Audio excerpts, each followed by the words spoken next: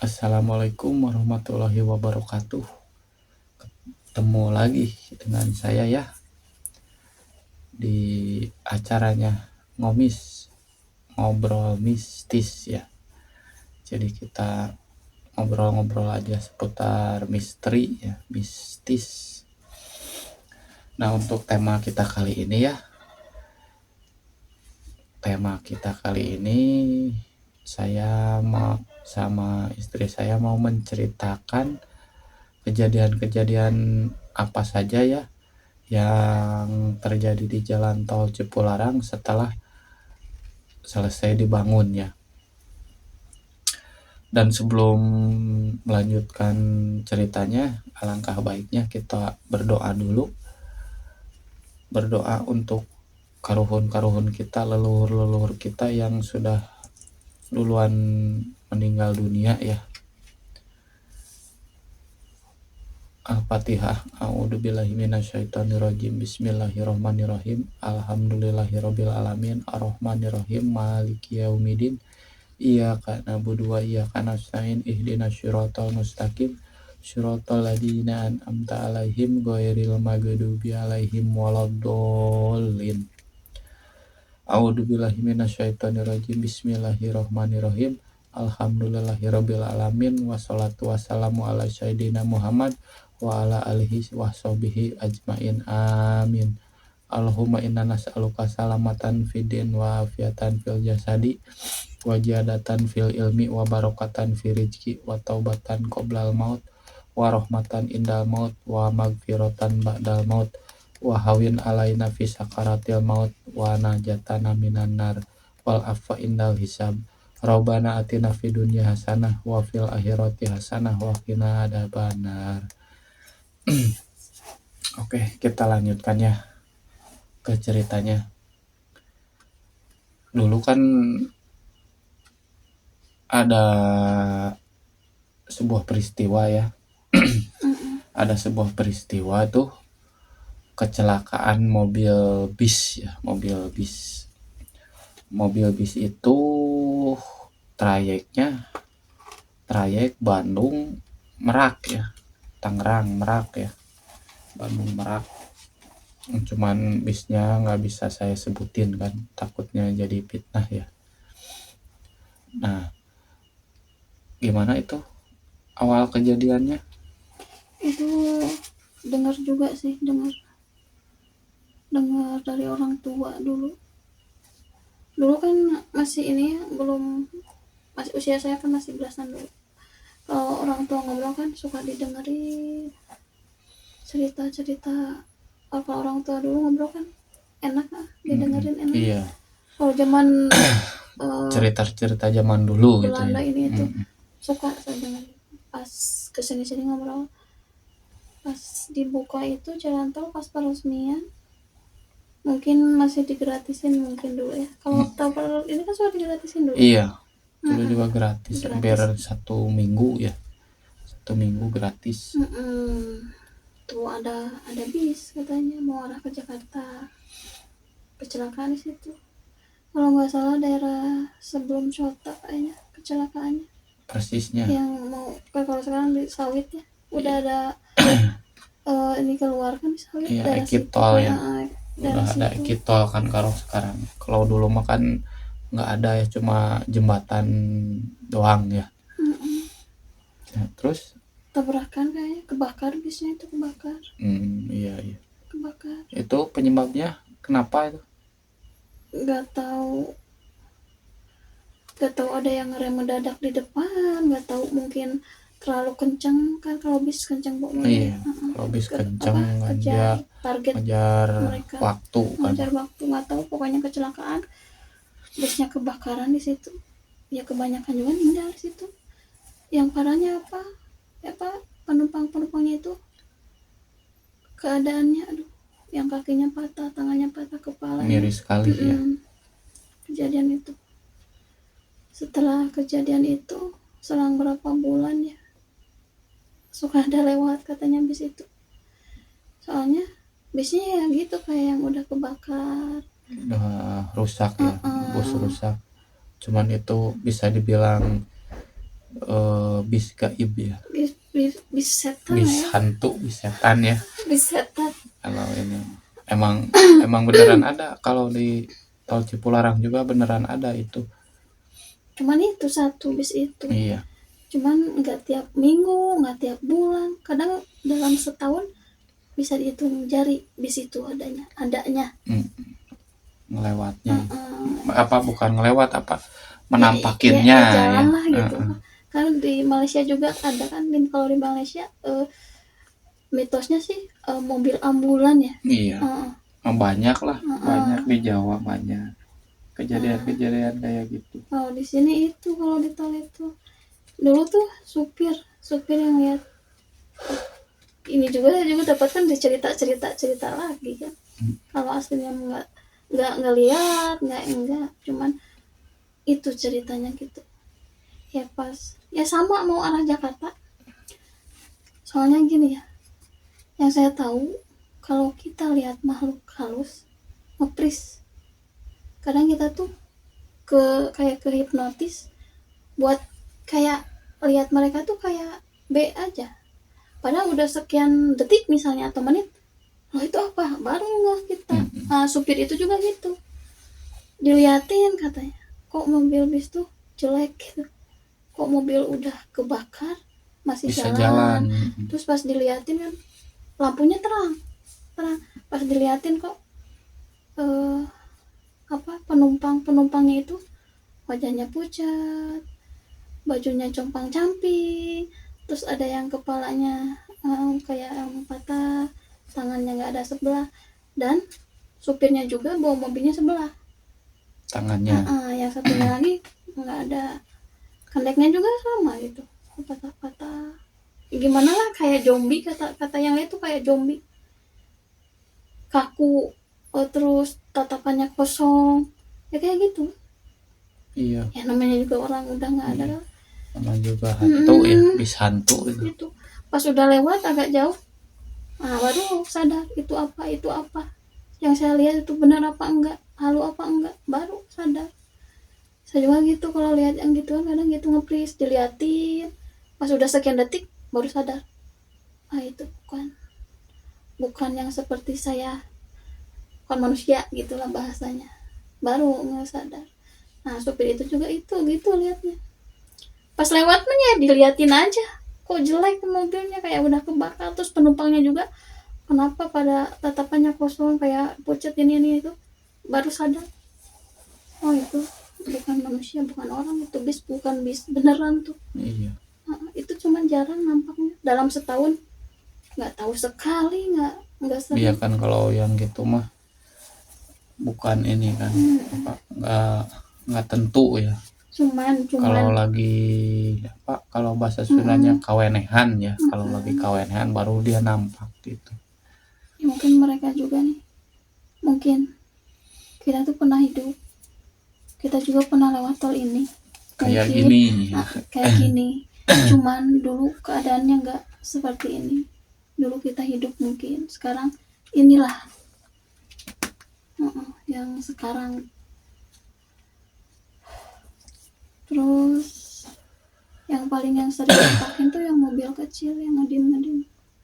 Nah itu mah sering, yang apa, yang jalannya jigjag itu yang dari belakang kayak yang dikejar apa gitu, sep bilang itu kan, jadi si supir itu nggak fokus.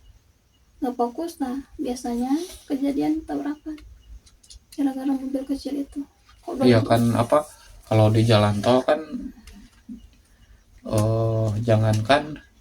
jangankan ini ya, apa lagi lenggang, jangankan lagi rame ya, lagi lenggang juga kita kalau meleng sedikit kan itu bahayanya fatal banget ya. Iya kan, di itu kencang-kencang Iya. kan. Apalagi kan kalau kan arah berasanya nggak kencang, padahal kan kencang. Iya. Belum lagi angin kalau posisi di atas. Apalagi kan kalau arah ke Jakarta itu dia kalau lewat Gunung Hijau kan turunan semua kan. Turun semua. Turun berkelok. Panjang-panjang turunannya kan.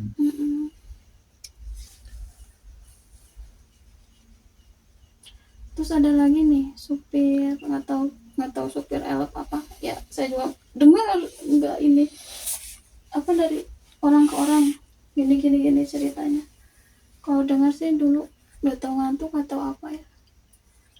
Jadi si supir itu mau ke Jakarta, pas di jembatan itu yang tinggi itu berarti udah lewat Gunung Hejo ya, yang Jembatan ini apa namanya? iya yang jembatan di tol kan ada jembatan di Gunung Hejo yang ada tiang penyangga yang di bawah itu tuh jembatannya. Nah di situ tuh pusatnya sebenarnya kerajaan itu, bukan di Gunung Hejonya, di jalannya.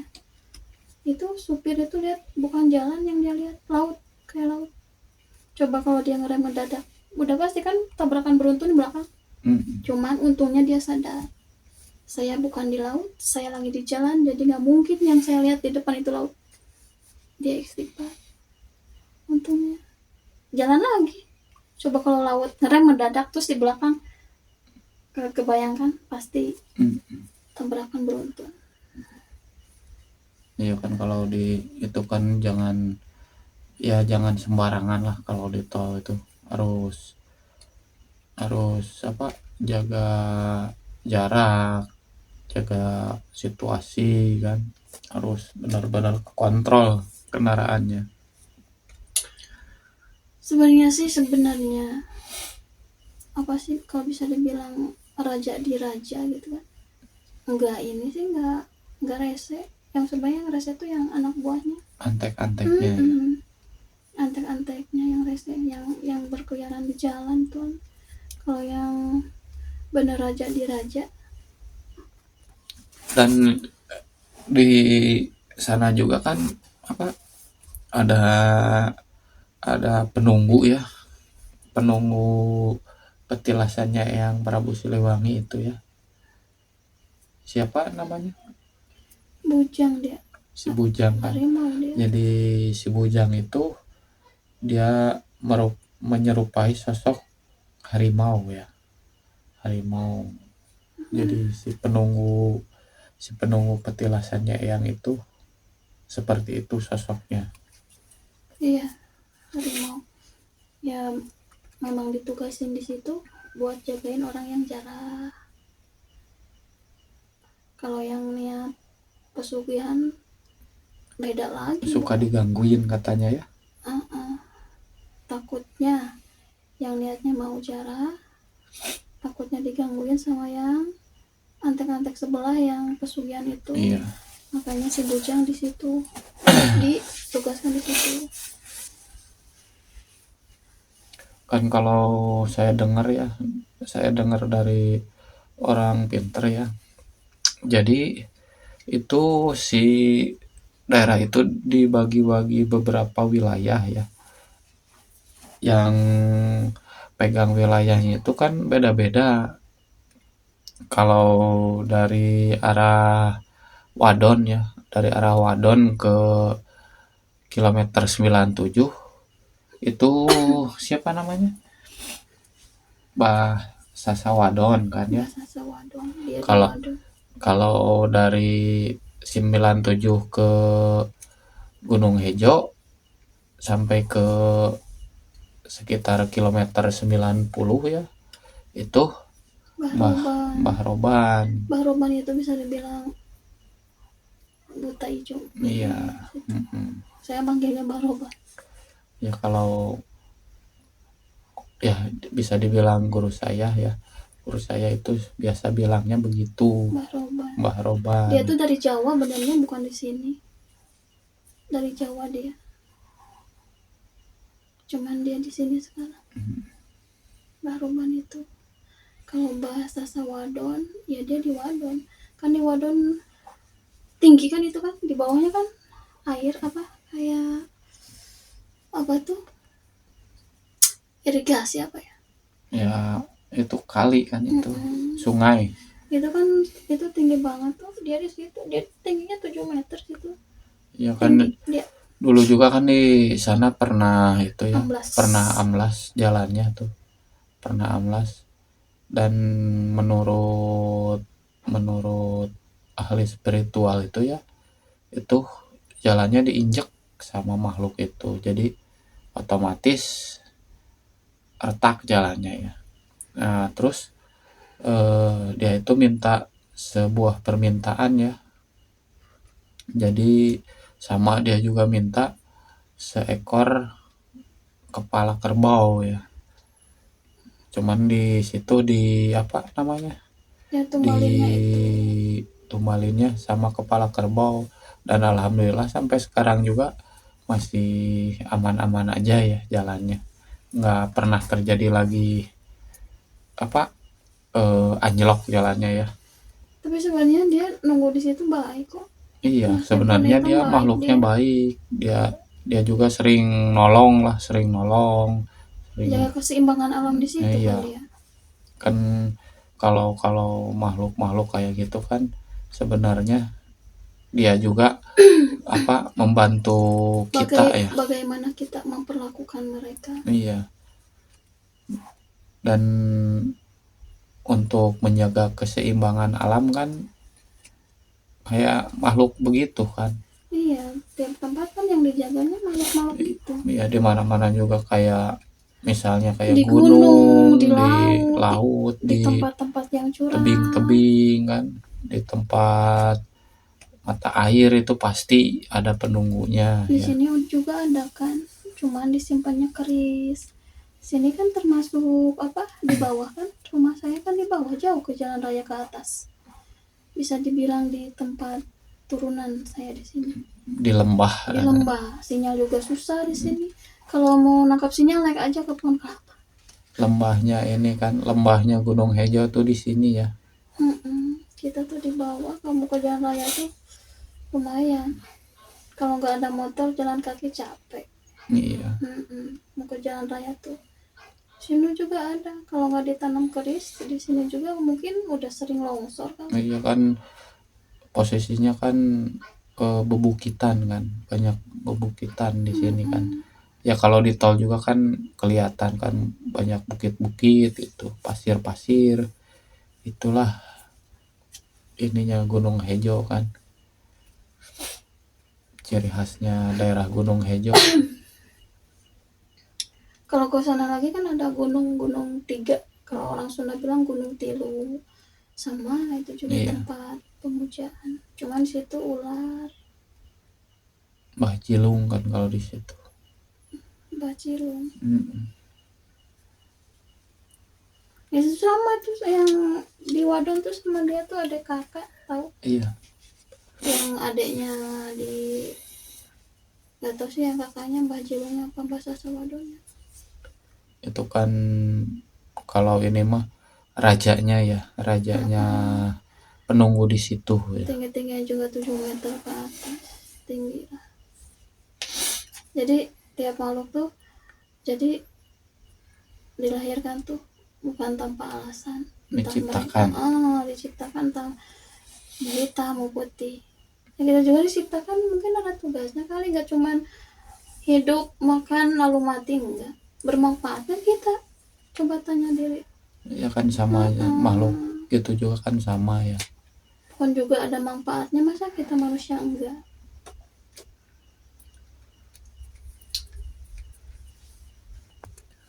Dan untuk omis kita kali ini ya mungkin cukup sampai di sini dulu. Biasa kita lanjutkan lagi nanti ya. Dan sebelum saya menutup acara ini, alangkah baiknya kita berdoa lagi ya buat keselamatan kita, buat kesehatan kita ya. A'udzubillahi minasyaitonirrajim. Bismillahirrahmanirrahim. Alhamdulillahirabbil alamin wassalatu wassalamu ala sayyidina Muhammad wa ala alihi washabbihi ajmain. Amin. Assalamualaikum warahmatullahi wabarakatuh. Waalaikumsalam warahmatullahi wabarakatuh. Halo, buka pintunya.